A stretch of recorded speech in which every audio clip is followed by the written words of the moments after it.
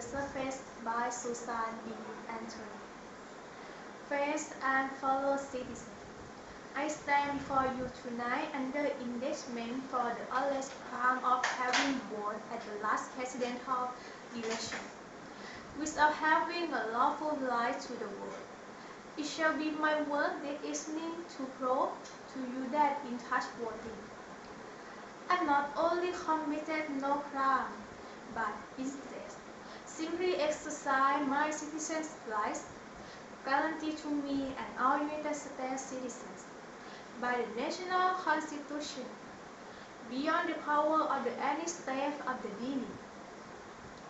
The preamble of the federal constitution says, "We, the people of the United States, in order to form a more perfect union, establish justice, ensure domestic tranquility, provide for the common defense, promote the general welfare, and secure the vesting of liberty to ourselves and our posterity.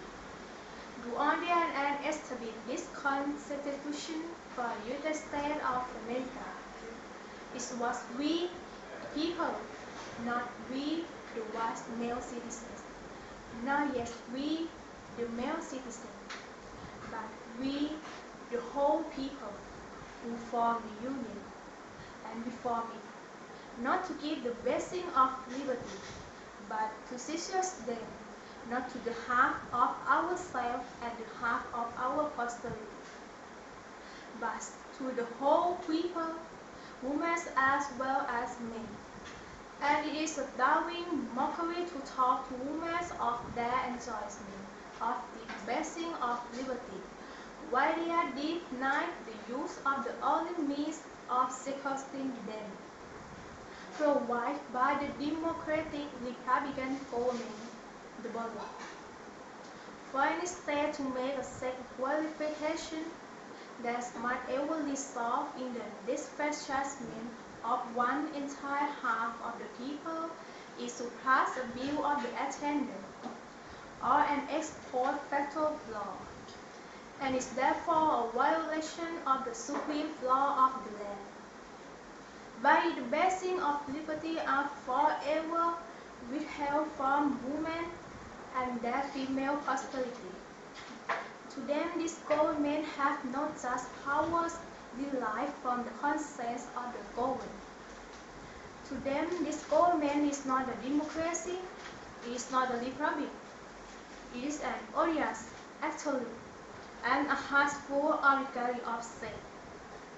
The most hateful aristocracy ever established on the face of the globe, an oligarchy of wealth, where the rich govern the poor, an oligarchy of learning where the educated govern the ignorant, or even an oligarchy of flesh, where the Saxons lose the Africa, may be influenced by the oligarchy of sex, which make father, brother, husband, sons, the oligarchs over the mother and sister, the wife and the daughters of every household, without all men soldiers or women subject, carry dissension, discord, and rebellion into every home of the nation.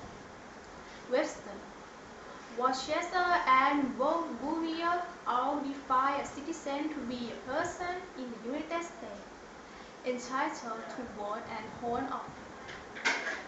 The only question left to be settled now is, are women persons? And I hardly believe any of our opponents will have the hardihood to say they are not. Being persons, then women are citizens, and no state has the right to make any law or to enforce any old law that shall abridge their privilege or immunity. Hence, every discrimination against women in the Constitution and law of the several states is to them null and void, precisely as in everyone at St. Nicholas.